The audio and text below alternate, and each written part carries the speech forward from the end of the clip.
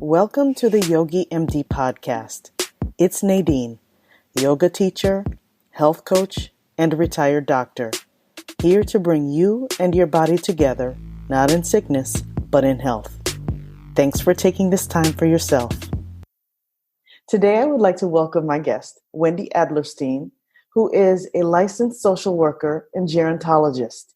She's had more than 20 years of experience in working with seniors, and currently she is the executive director and co-owner of FirstLight Home Care of West Suburban, Boston. She is here today to talk about having the conversation about aging and the next chapter. So clearly, my lovely audience, this is going to be a very deep discussion, but you know me, I'm ready to dive in.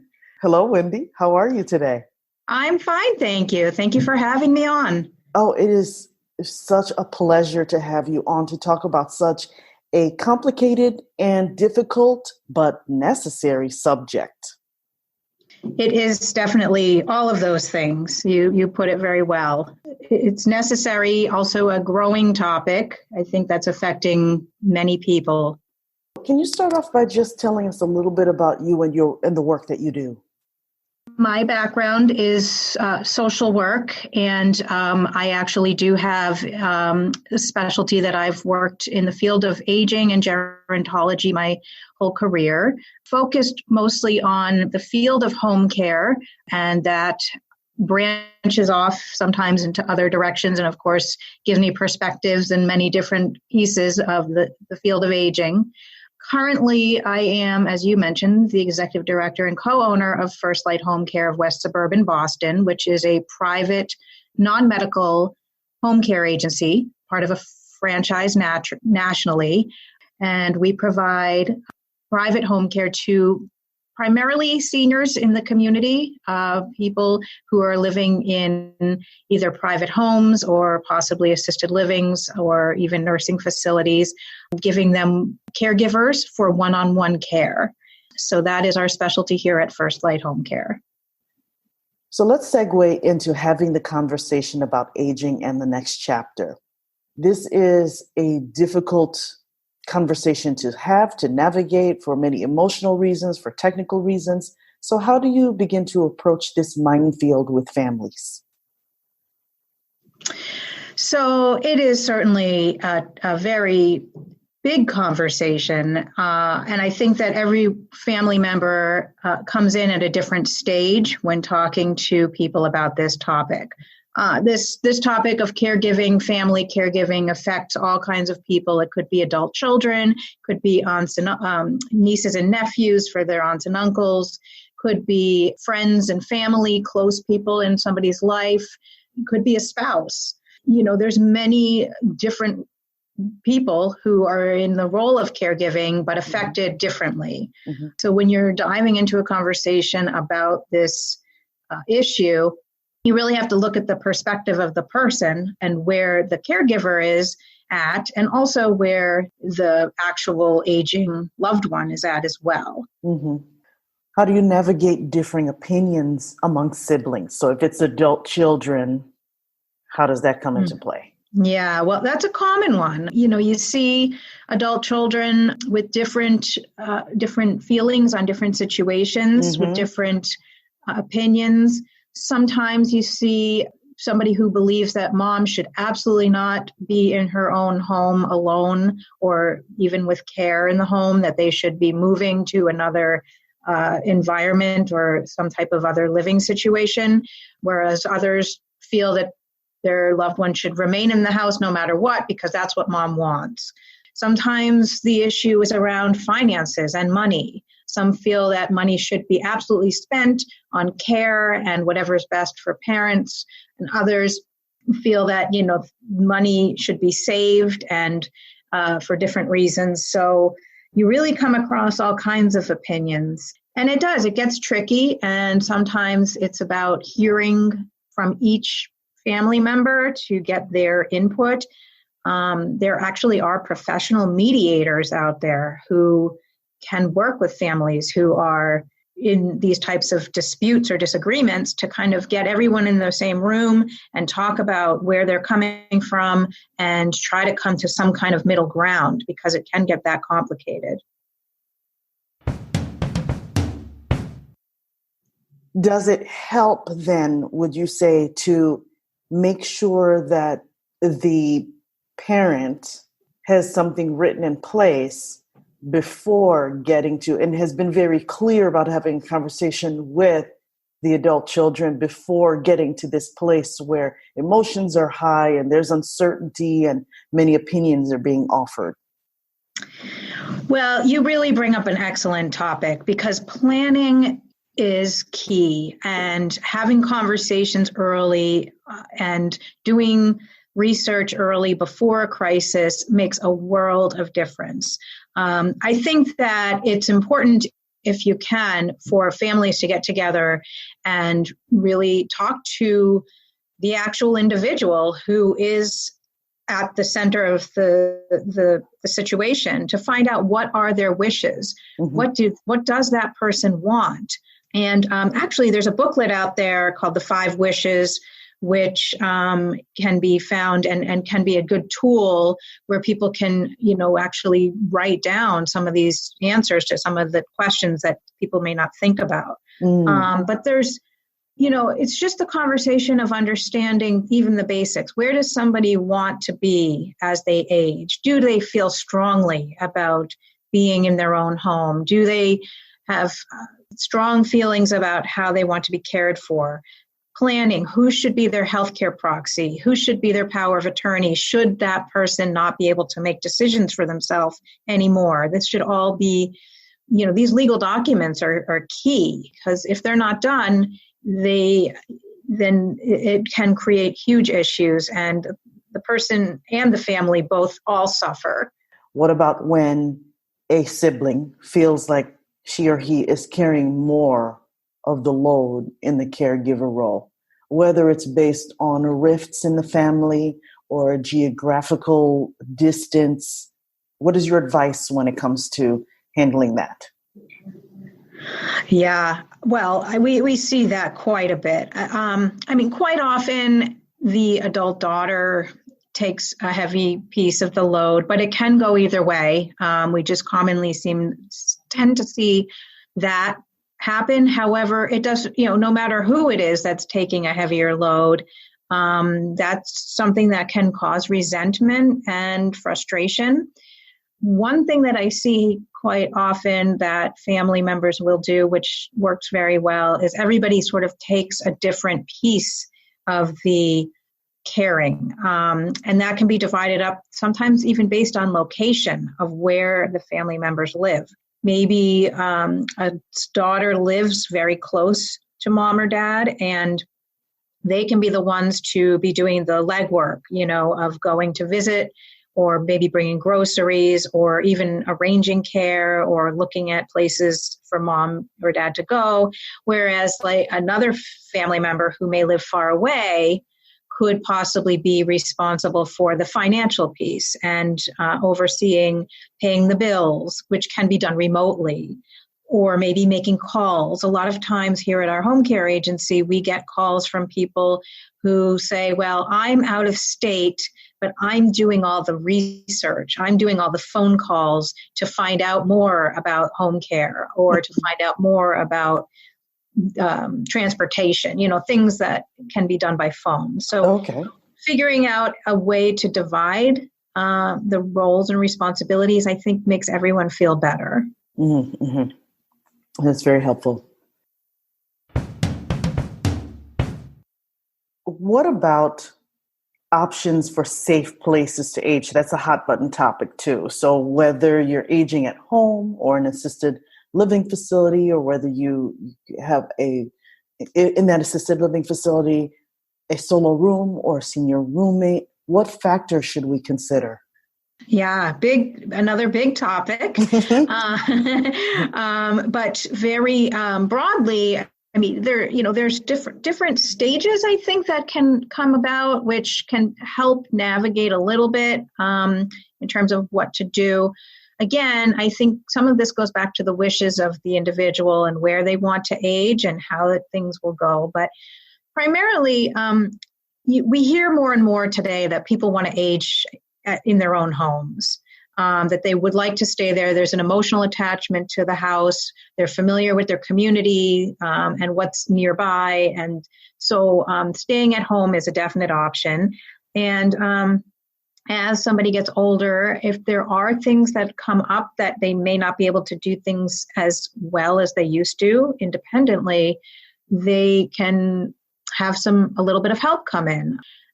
Home care is a big help. It's a caregiver who can come and help with meal preparation and laundry and do some grocery shopping, take someone to doctor's appointments, help with maybe safely taking a shower, or just even safety supervision. We see a lot of that where people have trouble with, stability walking with a walker, and have somebody who's trained to walk with them, make sure that they're not going to fall, that kind of thing. So being in the home is definitely doable. And we in home care help people throughout the entire course of, to the end, actually. We do everything from a little bit of a few hours a day all the way up through 24/7 and hospice care. So home care and being at home can be a very doable option if that's the wish of the person and the family, and everybody can bring that together. So there are different options then in terms of affordability in those options that you just described? Yes. So there are certainly everybody's situation is different, of course, and there are programs out there, that can assist. Well, it starts with private. There's the private sector where if somebody can afford to pay privately, that's one option for home care. But then people may not be able to afford private care, and it's really up to that person and their family to look into what are the options in their community that may be able to help. There are lots of subsidized programs that may be able to give a little assistance. And of course, spending down to get on Medicaid, that gives even more sometimes assistance with home care and other services. The same thing kind of goes for assisted living in the sense that sometimes people feel that, home may not end up being the right place for them long term. And the benefits of assisted living, it's a place where obviously you get housing and meals because there's usually dining rooms. You get a little bit of care in the morning typically and a little bit of care in the evening just to sort of help with those routines. And socialization, that's a big one in the assisted living that you get if you get activities, you're around other people. It's a lot less isolating. So assisted living is a positive in that regard. And again, it's the same kind of situation financially. Many of them are private pay. However, it's definitely worth exploring in the community that you live in if there's other resources out there that can assist with assisted living. How would you address different levels of quality? So assisted livings, they're popping up everywhere. Nursing homes and long-term care facilities are actually becoming less available. No matter what kind of place you're looking at, I would say it's just like anything else. Do your homework. Go on tours. There's always people at these places that are more than happy to give a tour. Spend some time, maybe ask to eat, have a meal there. Take your time, look around. What are you seeing? Is the place clean? What are the rooms like? What does it smell like? Getting to know, maybe asking the place if they have a reference that they can give you to call, a family member who has experience from a facility that can maybe talk to you a little bit about their experience. Each one is so different. Not only with just the way they look, but culturally. It could come down to religion, and maybe that's a piece that some places focus on more than others in different religions or cultures. So the key is to just do the homework and plan ahead so that you're not making that decision of a move in a crisis. Yeah, looping back to that idea again. Thank you for that reminder. Okay, my next question. This is something that I'm paraphrasing from, I believe it's on your website, Home Safety for Seniors. A home can become a gauntlet for seniors. from that idea, what modifications are helpful in making the home safer and more age-friendly? If somebody's going to age at home in their own private home, this is definitely something to pay a lot of attention to, because without the safety precautions, it is sort of can be a recipe for disaster. Some of the simple things to look at are taking a look around at trip hazards, for example. A lot of people like to have scatter rugs, but those can be a problem as you get older. Your walking sometimes tends to be a little different. You might shuffle a little more. You might have a walker, which can get caught on those things. May I interject here just for a moment? Yeah. Simply because this is not an uncommon concern. Clutter and hoarding and getting rid of excess things that are in the pathway for safety reasons. I'm sure you see this commonly, yes? Yeah, I think this is the human condition. I think that a lot of people do. They, especially if you've lived somewhere a very long time, you've accumulated things over the years, and they're sentimental. There's emotional attachment and value, which is very hard to part with. So, thinking about trying to clean out a little bit is a great idea. Thinking about, even in small steps, making small piles of, this is the definite giveaway pile. This is I'm going to save this no matter what pile. This is the maybe pile, and starting to just do it a little bit at a time can start the process for the safety issue. Just in general, cords around the house that may be loose, stoves that may not be safe, just looking at general things that could cause hazards. Stairs, rickety stairs, steep stairs. Absolutely, yes. And you can get stair lifts, that can go up and down to help somebody on the stairs. I think railings on both sides of the steps are helpful to install. And wearing proper shoes around the house, even something like that. And the bathroom, of course, is another place that can have a lot of risk. Making sure you have rails in there to hold on to. Yes. There's so much now. You can get the nice, grab bars installed that blend in, or, some other piece of towel rack or something like that, but they're sturdy and they're good for holding on to. Having a chair in the tub can help, or a handheld shower that just helps you kind of, maneuver easier. Raised toilet seats. If somebody has trouble getting up and down off a toilet, they make things now that can just go right over the toilet. Helps so much with people who have balance issues and, difficulty with low chairs and things. My students who are listening know that we talk about this quite a bit, and we do a lot of strengthening exercises for the lower body to make sure they still have the stamina and the form to get up and down out of chairs and off of seats, low seats, higher seats, that type of thing. So making sure exercise, I have to put that in as a responsible teacher. I love it. The exercising is extremely important to keep up. It is. No doubt about it. There's so much research now that shows how important exercise and stretches and yoga and everything just makes such a difference with balance and stamina and strength and core. So really good point. I'm glad you brought that up. Thank you. Well, it's my jam. It's what makes my heart beat when I don't even call it work. So that's what I do. Great. That's great. That's fantastic. When do you know your loved one is in trouble and needs to reassess and think about other options? Definitely a great topic and a big one. So I think that sometimes if we're seeing people on a regular basis, it sometimes can even be harder to detect if changes are happening. We see a lot of times people, like a family member who doesn't visit often, might come in around the holidays, and they haven't seen mom or dad for a long time, and there's things that they notice right away.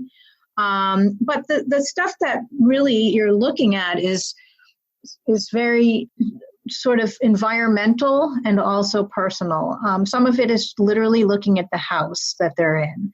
How does the house seem? What is the condition? Is the person keeping up with the maintenance of the house? Are there things that seem like different? Maybe the person used to be on top of all their paperwork and pay their bills, but you walk in the house and you notice that those things are piling up on the kitchen table now.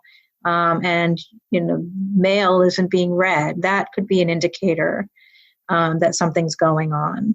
Noticing anything to do with balance, as we've been discussing, I think that's a huge thing. Looking at, is the person walking okay? Are they a fall risk? Another topic in itself around, is it safe for someone to be driving, and how do you handle that? But if you notice that the person's car has a few extra dings on it, or maybe you go for a ride with them while they're driving, and that kind of makes you a little nervous, that's a sign that maybe something should be looked at there. What advice would you give to caregivers about dealing with their loved ones' resistance to changing her or his way of life and accepting help? Resistance is a big one. I know. I haven't given you any light questions today. I know. That's okay, because these are the things that are real. This is real. And I think that a lot of times people don't want help. Everybody, I think it's just the human condition. Everybody wants to remain independent, and it's very hard to accept when you might need a little bit of help. The other piece that comes into play is if somebody has dementia. We have a lot of clients that we work with and families, the clients have, some form of dementia, and it's even harder for them to have the insight into themselves to say, I'm needing help, that I'm not okay. The people around know that the person could really benefit from having help in the home, or maybe a different change, of living environment. But the key is, I think, to start small and to really introduce the idea in a very small way, maybe offer just to meet a caregiver, have them come once, really saying things that let the person know that this is something to try. Nobody's forcing this on you. No, it's that you should at least see what it's like. Try to, just give it a try for a couple of visits or something. A lot of times that helps the person feel like they're not signing up for something for life. They're just going to agree to try it once. And when they meet a caregiver, that kind of changes the mystique around the whole thing, because now they actually have a person that they've met and the relationship can form. It can seem like this is something almost like being in a hospital where you just get the nurse that's on shift that comes in and you really don't have any choice necessarily. But in this case, it can be empowering, right? To interview the caregiver and decide, is there chemistry? Do I like this person? Do they understand me? And that it is going to be a relationship of a sort. Yes. And it really can be a really nice relationship. And that becomes a comfort level for the person receiving the care, because they actually start to look forward to having that person come. Especially if they're living in a house and socialization, isn't as prevalent. And so they look forward to having this person come. It's socialization, but it's also assistance with the things that they might need a little help with.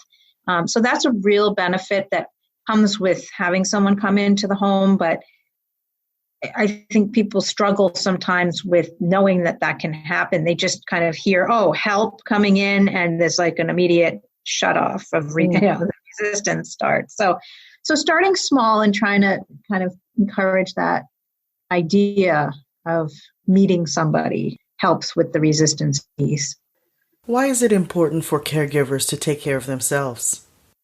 The role of being a caregiver as a family member or a friend can really take a toll. I think people who haven't done that type of care, or they haven't been in that situation, don't realize how much energy and time and stress it can take. So you really, somebody in that situation should just make sure that they're really taking time to care for themselves, take breaks, and they should ask for help too. I think that don't try to be a martyr. Don't try to do it all on your own. Try to create a structure around yourself of resources and supports so that you can really take some time for yourself. Yeah, because I'm sure it can feel very isolating too, especially if you feel bogged down by your responsibilities, and it's very easy then to start to form a pattern of forgetting about yourself, and then you don't remember that you can draw boundaries to be effective. So here's a really simple example, because I just had an interaction with a really beautiful woman this week. We had a moment, an opportunity to do a private 30-minute yoga practice together. She is a caregiver of an adult son and who has disabilities. And she was finding it very difficult to find a place to begin to have some me time and take care of herself. So even the idea of just taking 30 minutes once a week to start was just revolutionary for her. Yeah, that's a great story. And it's true. If you just start the practice of taking a little time, whether it's starting like 30 minutes a day, you do build it in, and you realize how important and how much of an impact that will have on your daily life. Because the more you do something, the more it becomes natural, and you can find ways. Yeah, and even making small signals to the other people in your life, like, I'm going to close the door now, and I'll be in here for 30 minutes. Right. Unless there's an emergency, please don't bother me right now. Yeah. I need this time. Right. And setting that expectation and boundary, and being firm and telling other people that that's what you're doing and that you are going to stick to that. Wendy, I am so grateful for all of the tips and advice you shared on such an important topic. So my final question to you today is, what is your personal definition of what it means to be healthy? Being healthy, I think there are many aspects to that. And in some ways it is a very personal definition because it encompasses different pieces of a person. There's the physical health, the emotional well-being, spiritually. So all of those come into play. But I think overall, nurturing all pieces of yourself and doing the best you can, finding purpose every day. And sometimes it's easier than other times, depending on your personal situation. But that's probably the best definition that I could give. Perfect. As you said, it is personal, and it really depends on how you look at it and what works for you. Absolutely.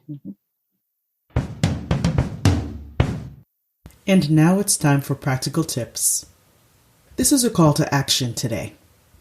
First, have you had the conversation with your loved ones about making plans for choosing options to live safely in the golden years? Second, if so, is everyone on your team on the same page? And who's in charge? Is that clear? 3, if you are a caregiver, what are your struggles? Please share any questions, comments, or concerns you may have regarding this complex subject that we covered today with me. You can reach me at my email, yogimd@yogimd.net, or jump onto my website, yogimd.net, and go to the contact page. Or you can make comments on my Facebook page, which is YogiMD.